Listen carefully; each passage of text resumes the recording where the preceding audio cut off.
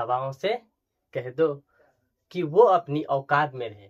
हवाओं से कह दो कि वो अपनी औकात में रहे। हम परों से नहीं हौसलों से उड़ान भरते हैं। हम हौसलों से उड़ान भरते हैं। चलिए, जय हिंद दोस्तों। तो आज हम लोग देखने वाले हैं वर्ग दसम के जो हमारी पाठ्य पुस्तक हिंदी है, हमारी पास पाठ्य पुस्तक हिंदी है, उसके गद्य खंड में कुछ अध्याय दिए गए हैं तथा उसके कुछ अध्याय के जो लेखक हैं उसके बारे में आज हम लोग देखने वाले हैं। बहुत ही शानदार, मजेदार और ट्रिक के द्वारा देखेंगे, जो कि आपको एक ही बार में याद रह जाएगा, ये हमारी गारंटी है। चलिए देखते हैं। तो हमारा क्या है, ये गद्य खंड। क्या है? गद्य खंड, विषय हिंदी, क्लास 10th। चलिए देखते हैं।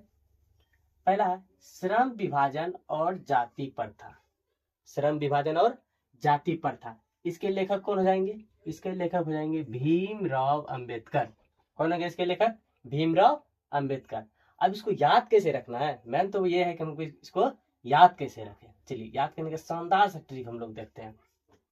देखिए, यहाँ लिखा हुआ है श्रम। श्रम का मतलब क्या होता है? श्रम का मतलब कम करना। नहीं, श्रम का मतलब कम करना।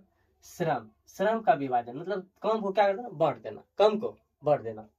अब ये जो इसमें याद रखना, ये क्या है, यहाँ पे क्या लिखा हुआ है? भीम। क्या लिखा हुआ है? भीम। भीम को आपको याद रखना है दोस्तों।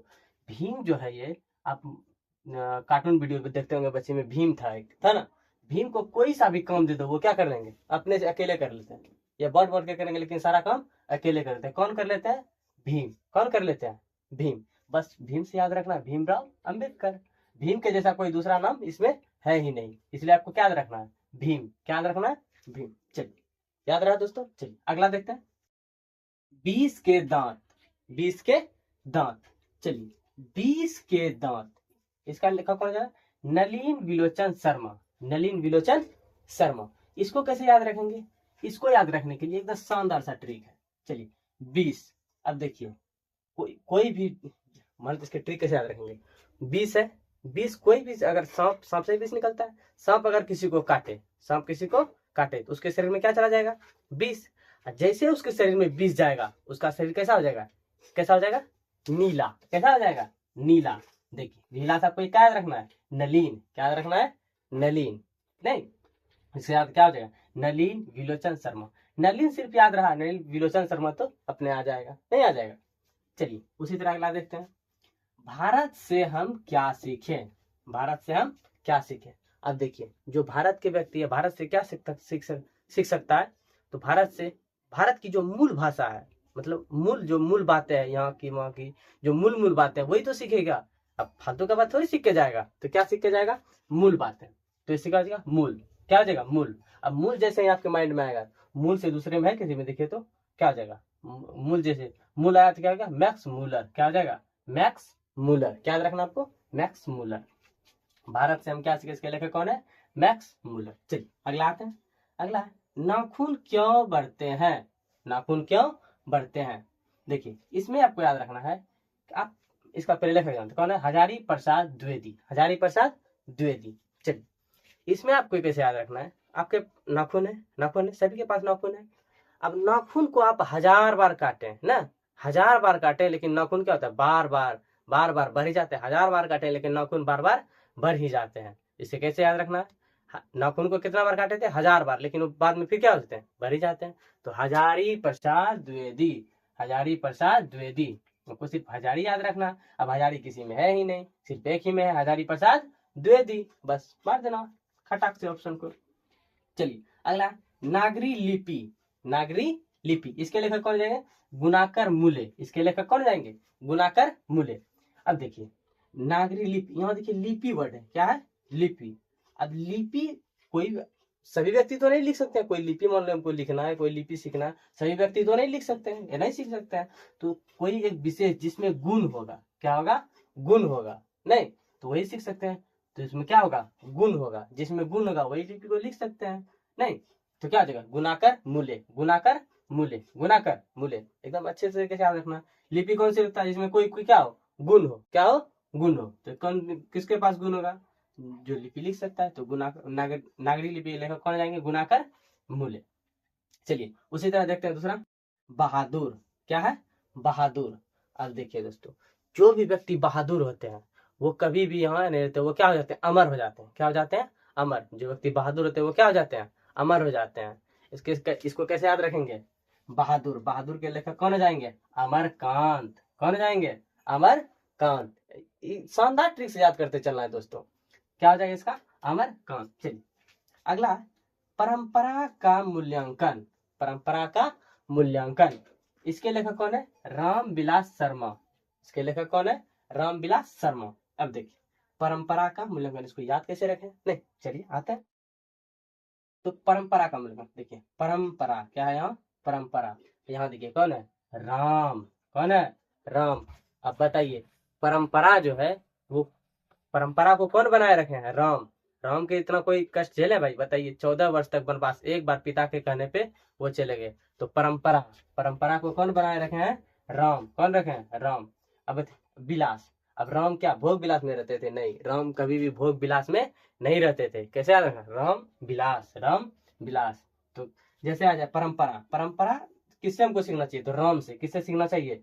राम से। तो क्या हो जाएगा? राम विलास शर्मा। राम विलास शर्मा। चलिए दूसरा याद रहा दोस्तों, एकदम ऐसे एकदम शानदार ट्रिक से देखते चलेंगे।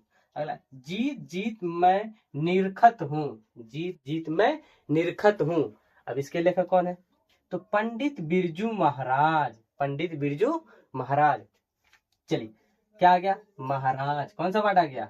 महाराज। अब देखिए जीत जीत, कोई भी मान लेते हैं कहीं किसी कहीं का राजा हो, तो वो देखिए जैसे अपना राज्य कोई भी युद्ध हुआ मान लेते हैं, वो जीत गए। क्या हो गए? जीत गए।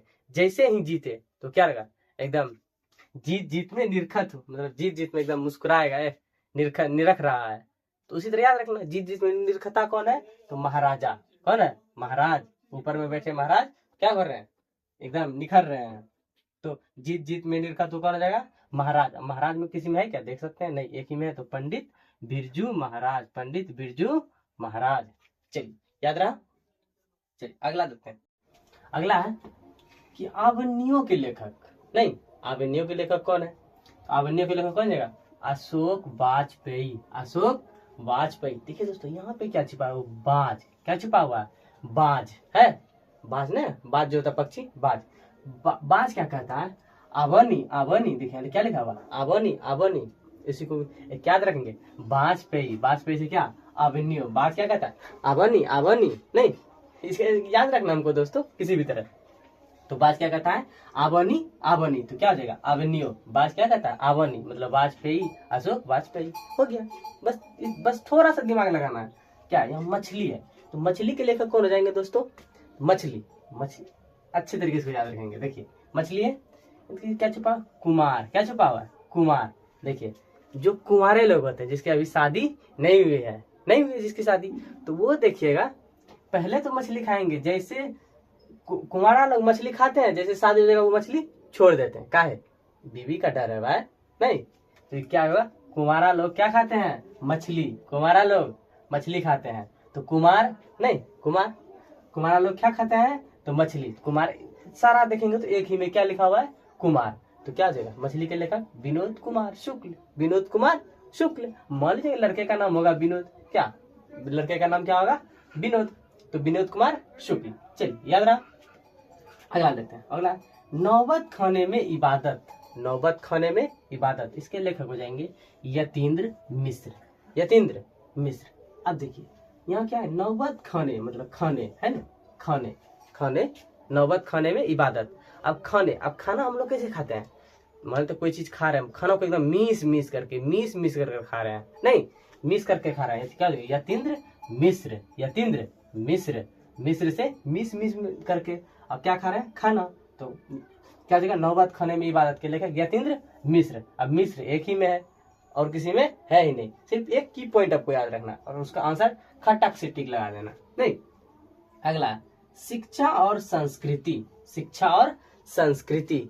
अब बताइए इस ये याद करने वाली है, ये तो ऑटोमेटिक याद रहेगा। शिक्षा संस्कृति, महात्मा गांधी जैसा कोई शिक्षा और सांस्कृतिक व्यक्ति कोई हो सकता है? नहीं, महात्मा गांधी शिक्षा के मामले में अगर देखा है तो महात्मा गांधी क्या है? शिक्षा और संस्कृति भरपूर थे। शिक्षा संस्कृति महात्मा गांधी, ये तो वैसे भी याद रहते हैं। शिक्षा और संस्कृति महात्मा गांधी। शिक्षा हमें किसे लेनी चाहिए? तो महात्मा गांधी से लेनी चाहिए शिक्षा, नहीं। चलिए, आशा करते हैं ये वीडियो आपको बहुत ही अच्छी लगी होगी। अगर एक बार में नहीं समझ में आ रहा है तो दोबारा देखिए, लेकिन इसको एकदम एक चुटकी में ट्रिक से याद रखें। हो सके तो इसको आप कॉपी में भी नोट कर सकते हैं। चलिए नमस्कार, आज के लिए इतना ही। अब नेक्स्ट वीडियो में आप लोगों को हम बताएंगे कि इसके जो अगले भाग हैं, इसका जो अगला भाग है उसका वीडियो हम लेके आएंगे, इसी ऐसे ही बहुत सिंपल ट्रिक के द्वारा। चलिए आज के लिए इतना ही, नमस्कार।